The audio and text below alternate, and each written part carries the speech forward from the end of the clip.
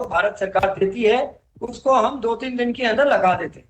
और अब हमारी क्षमता इतनी है कि सर हम एक दिन में 12 से 15 लाख वैक्सीन लगा सकते हैं। नेक्स्ट सर, जो प्रदेश की महत्वपूर्ण उपलब्धियां हैं वो मैं बता दूं सर। हमारा राज्य हमेशा से अग्रणी रहा है। 10 मार्च तक टोटल वैक्सीनेशन में भी हम प्रथम थे। फिर जैसे मैंने बताया थोड़ी वैक्सीनेशन की सप्लाई हमारी स्लो हो गई। हमने अप्रैल के अंदर सर, जैसे पहले मैंने बताया, एक हफ्ते में 30 लाख लगाए हैं। अलग अलग दिन पे मैंने 5,51,000, 4,96,000, 5,84,000 इस तरीके से हमने लगाया। 1 मई से सर हमने 18 से 44 साल के व्यक्तियों के लिए निःशुल्क वैक्सीनेशन करने की घोषणा करी और वो शुरू भी किया। और उसके बाद अब तक हमने जितने भी सर हमारे इंडिकेटर्स हैं, हम भारत की टोटल औसत से सभी में अच्छे हैं। नेक्स्ट सर, एक 18 से 44 आयु वर्ग के अंदर राज्य ने अभी तक 100 करोड़ से ऊपर का एडवांस देके वैक्सीन खरीदी है। सर, राजस्थान के अंदर वैक्सीन रेट 1% से भी कम है, यानी कि 0.7% आज की तारीख में। 50 लाख डोज लगाने वाला राजस्थान पहला राज्य था और 1 करोड़ डोज लगाने वाला राजस्थान दूसरा राज्य था।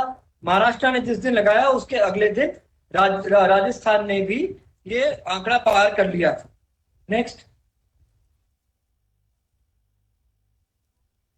सर, अभियान के शुरू से ही हमने माननीय जनप्रतिनिधिगणों को, धर्म गुरुओं को, सिविल सोसाइटी को और विभिन्न प्रकार की एसोसिएशन, चाहे वो एडवोकेट हो, ट्रांसपोर्ट एसोसिएशन हो, होटल हो और पंचायत स्तर तक के सभी जनप्रतिनिधि को इसमें जोड़ा है। और वैक्सीनेशन से 2 दिन पहले हमने गांव में आईसी कराई, तभी हमारे यहाँ पे इतना अच्छा रिजल्ट आया। फ्रंटलाइन वर्कर जो विभाग के कर्मचारी अधिकारी थे, चाहे रेवेन्यू डिपार्टमेंट हो, चाहे पंचायती राज हो, चाहे एजुकेशन के हो, उनके लिए हमने एक दिन फिक्स करके एक साथ टीकाकरण करा है। यहाँ तक कि प्राइमरी स्कूल के टीचर्स का हमने एक दिन में एक साथ 1,20,000 से भी ज्यादा टीचर्स का हमने टीकाकरण करा है। विभागीय कार्मिकों के साथ साथ सर हमने NGO, civil society, youth club को भी मोबिलाइजेशन में उनकी मदद ली। माननीय मुख्यमंत्री महोदय द्वारा, आदरणीय मुख्य सचिव महोदय द्वारा तथा सभी जिलों के कलेक्टर्स द्वारा इसमें नियमित रूप से मीटिंग करी गई है और मॉनिटरिंग करी गई है। इसी के कारण से इस अभियान को गति मिली है। नेक्स्ट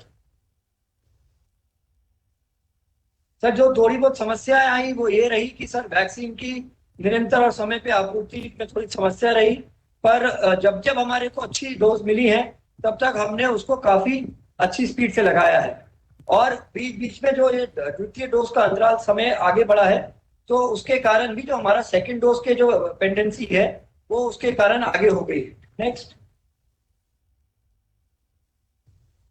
सर, वैक्सीन वेस्टेज के बारे में मैं बताना चाहूंगा सर। 2 मुख्य बिंदु हैं।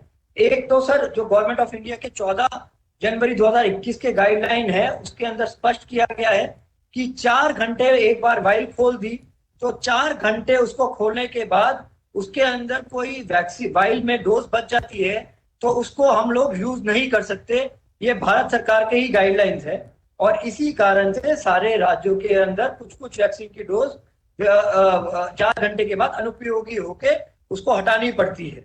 रात दिन में अगर लास्ट के अंदर हमने जब वाइल खोली तो वाइल में 10 डोज होती हैं, अगर उसमें से 8 ही लोग आए तो हम 2 डोज अगले दिन नहीं यूज कर सकते। एक तो ये सर रीजन है सर, जो 0.7% हमारा वैक्सीन का वेस्टेज है, जो कि 1% से भी कम है। और पहले गवर्नमेंट ऑफ इंडिया ने जब ये एक्टिविटी शुरू हुई थी तो 10% अलाउ किया था।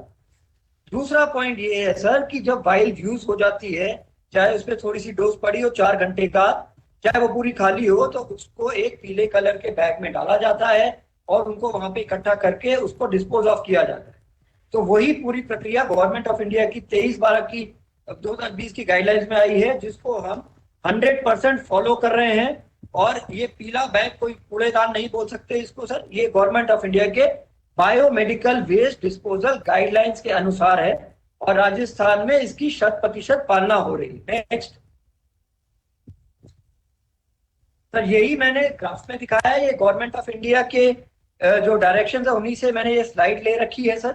पीले बैग के ऊपर जो पीला डस्टबिन दिखा रखा है, ये भी गवर्नमेंट ऑफ इंडिया की गाइडलाइंस में ही बना हुआ है। उसमें स्पष्ट लिखा हुआ है जो एक्सपायर्ड और डिस्कार्डेड वैक्सीन वायल्स हैं या एक्सपायर्ड मेडिसिन है उनको पीले बैग में डालना है और उसको उन्होंने यहाँ पे डस्टबिन के रूप में दिखाया है गवर्नमेंट ऑफ इंडिया की गाइडलाइंस में। और उसके बाद इनका सैनिटाइजेशन करके, इनके दो तरीके हैं डिस्पोजल के। एक तो इंसिनरेटर में, जहां पे इंसिनरेटर की फैसिलिटी ना हो तो वहां पे गड्ढा खोद के, जिसको ये बोलते हैं डीप बरियल पिट, उसमें डालना होता है। तो ये भी कुछ भ्रम जो फैलाया गया कि कूड़े में डाला जा रहा है या गड्ढे में फेंका जा रहा है, ये बिल्कुल गलत बात है सर। और ये पूरा का पूरा जो गवर्नमेंट ऑफ इंडिया की एक्चुअल बायोमेडिकल वेस्ट गाइडलाइंस है, तो राजस्थान में उसकी 100% पालना हो रही है, और उसको ही मिसरिप्रेजेंट करके अलग वे में दिखाने की कोशिश की गई थी सर, जो कि बिल्कुल गलत है। और सही तरीका गड्ढे खोद के डालने का, निस्तारण करने का भी है सर। नेक्स्ट सर, विदेश जाने वालों के लिए सर अलग से एक ऐप बना दिया गया है हमारे द्वारा, गवर्नमेंट ऑफ इंडिया ने। इसमें सेकेंड डोज में रिलैक्सेशन दिया है। उनको कोविशील्ड के लिए 84 दिन रोकने की लिए जरूरत नहीं है, उनको 28 दिन में ही दूसरी वैक्सीन लगाई जा सकती है। इसमें विद्यार्थी जो विदेश जा रहे हैं, जो व्यक्ति नौकरी या जॉब के लिए जा रहे हैं, या ऐसे खिलाड़ी या उनके साथ जो संबंधित व्यक्ति ओलंपिक्स में भाग लेने के लिए टोक्यो जा रहे हैं, तो ये व्यवस्था भी हमारे यहाँ पे शुरू हो गई है। इसके साथ साथ सर हमारे यहाँ पे ऐसे व्यक्ति जिनके पास आई कार्ड नहीं है, जैसे कि भिखारी हो या ओल्ड एज होम में लोग रह रहे हो, या फिर माइग्रेंट्स हो, या इस तरीके के जितने भी व्यक्ति हैं, चाहे जेल के प्रिजनर्स हो, हमारे यहाँ पे उनके लिए भी वैक्सीनेशन शुरू हो गया है गवर्नमेंट ऑफ इंडिया की एसओपी के अनुसार। नेक्स्ट सर, 21 जून से जो वैक्सीनेशन होगा, उसके जो नए दिशा निर्देश आए हैं, उसके अंदर केंद्र सरकार ने कहा है कि अब एक ही ग्रुप रहेगा 18 वर्ष से अधिक, और उनको टीकाकरण का जो है निःशुल्क उपलब्ध कराई जाएगी। और वो ये टीके अब भारत सरकार द्वारा उपलब्ध कराए जाएंगे। जो पूरे भारत के अंदर जो मैन्युफैक्चरिंग हो रही है, उसका 75% जो वैक्सीन है वो केंद्र सरकार उन निर्माता कंपनियों से खरीद कर राज्य सरकारों को उपलब्ध कराएगी, और 25% वैक्सीन जो है वो निर्माता कंपनियां निजी चिकित्सालयों को निजी क्षेत्र में बेच सकते हैं। उसके लिए एक रेट फिक्स कर दिया गया है, और जो भी निजी चिकित्सालय है वो अगर प्राइवेटली वैक्सीन इन निर्माताओं से खरीदता है, तो जो रेट फिक्स कराए निर्माताओं ने, उसके ऊपर 150 रुपए प्रति डोज, 150 रुपए प्रति डोज उनसे वो सर्विस चार्ज ले सकता है, उससे ज्यादा नहीं ले सकता है। हेल्पलाइन के माध्यम से भी वैक्सीनेशन का एडवांस रजिस्ट्रेशन की सुविधा उपलब्ध कराई जा रही है। नेक्स्ट, तो जो हम सर राजस्थान के अंदर जो आगे की रणनीति रहेगी सर वैक्सीनेशन करने के लिए, सर हमारे यहाँ पे दो तरीके की व्यवस्थाएं होंगी सर। कि एक तो है कि जो हमारा जो व्यक्ति सॉफ्टवेयर पे जाके अपने आप को रजिस्टर करा के, और वहां पे सॉफ्टवेयर के माध्यम से प्रायर अपॉइंटमेंट, यानी कि उसको अगर कल लगाना है तो आज या उससे पहले वो कल की तारीख में जितनी भी हमारी साइट्स प्रायर अपॉइंटमेंट के लिए खुल रही हैं, वहां पे जाके अपना अपॉइंटमेंट ले सकता है। दूसरा होगा सर ऑन साइट रजिस्ट्रेशन, यानी कि कोई व्यक्ति जो हमारी साइट है वैक्सीनेशन की, वहां पे जाए, वहीं पे हमारे कर्मचारी और जो वहां पे मौजूद हैं उसका रजिस्ट्रेशन करेंगे। तो मुख्य तौर पे दो ये व्यवस्थाएं हैं। तीसरी व्यवस्था है कार्यस्थल पे वैक्सीनेशन करने की, यानी कि जैसे कुछ इंडस्ट्रीज एक साथ रिको एरिया में इंडस्ट्रीज को इकट्ठा कर लिया और उनके इंडस्ट्रियल वर्कर्स के लिए एक साथ एक कॉमन पॉइंट पे वहां पे वैक्सीनेशन करा दिया। यही चीज स्ट्रीट वेंडर्स के लिए भी लागू हो सकती है।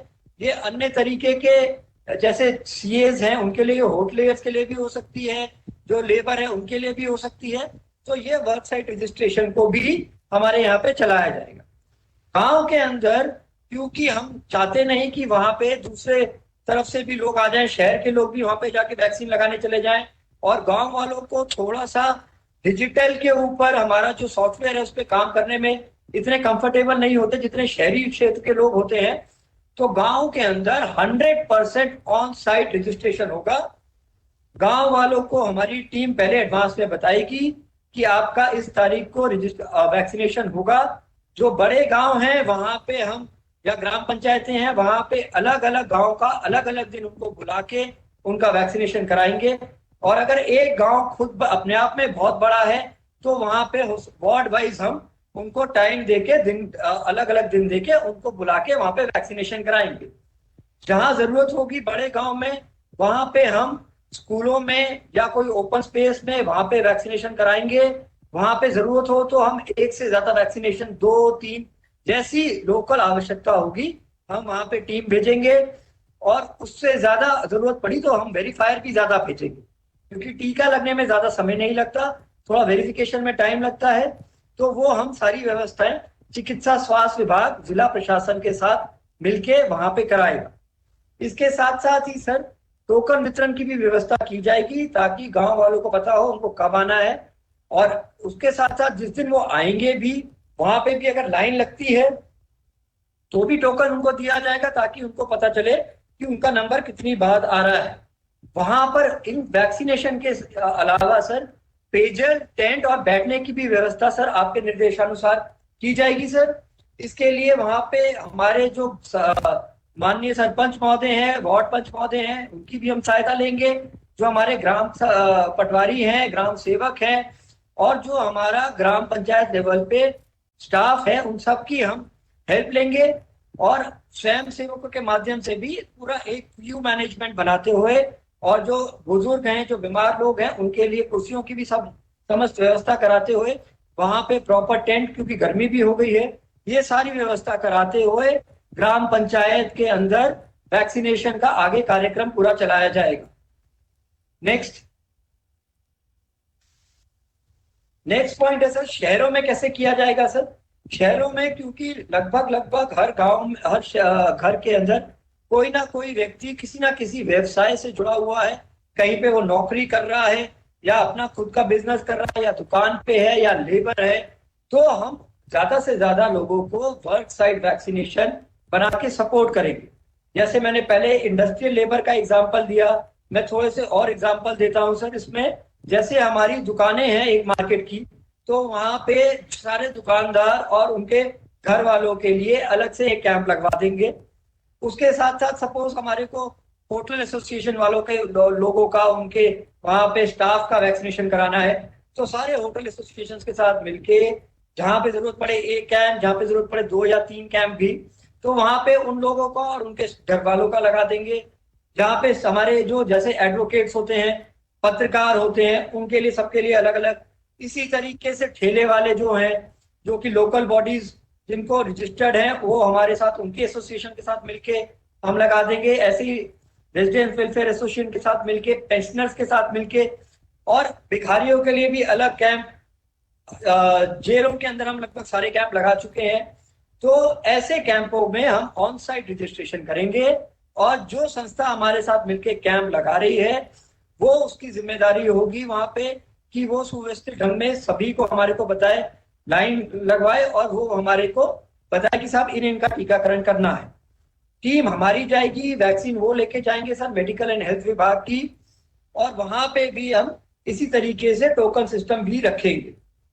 इसी तरीके से सर सरकारी जो वहां जो दूसरी जो व्यवस्था शहर में रहेगी, वर्क साइड वैक्सीनेशन को के अलावा हमारे जितने भी चिकित्सक संस्थान हैं, वहां पे जैसे मैंने पहले बताया था कि कोई व्यक्ति जो इसमें अपना ऑनलाइन रजिस्ट्रेशन पहले करा के ऑनलाइन अपॉइंटमेंट लेके आना चाहता है, तो वो सारे सरकारी चिकित्सालयों में हम कुछ वहां पे बर्थ उनके लिए रखेंगे, ताकि कोई पहले से डेट लेके पहले से अपना टाइम फिक्स करके वहां पे आ जाए, और उसको हम वहां पे टीका लगा दें। सर जो भी टीकाकरण होगा, अगर गांव में हो रहा है, या शहर में किन्हीं वर्क प्लेस में हो रहा है, या हमारे सरकारी अस्पताल में हो रहा है, वो जिला कलेक्टर के माध्यम से एक दिन पहले उसको हम प्रिंट इलेक्ट्रॉनिक मीडिया के अंदर डालेंगे। और इसके साथ साथ ही सर वैक्सीन सेंटर पे भीड़ को कंट्रोल करने के लिए पुलिस की व्यवस्था भी की जाएगी। केंद्रीय संस्थान जैसे होते हैं, आईटी डिपार्टमेंट हो गया, MNIT, IIT जोधपुर, इस तरीके के उनके ऑफिसेज और उनके रेजिडेंशियल कॉम्प्लेक्स में भी हम वर्क प्लेस सेशन साइट बना के वहां पे टीकाकरण करेंगे। नेक्स्ट सर, ये आपके निर्देशानुसार सर आज हमारे कहीं जगह पे ऐसे टेंट की और बैठने की व्यवस्था लगा के ये सारी फैसिलिटीज के हिसाब से गांव के अंदर टीकाकरण शुरू भी कर दिया। ये आज के फोटोज है सर जो मैं इसमें दिखा रहा हूँ। सर मैं इसी निवेदन के साथ कि समस्त माननीय जनप्रतिनिधिगण, समस्त धर्मगुरुओं, समस्त हमारे यहाँ पे जितने भी सिविल सोसाइटी NGO के मेंबर हैं, सभी से मेरा ये निवेदन रहेगा कि वो हमारे इस कार्यक्रम में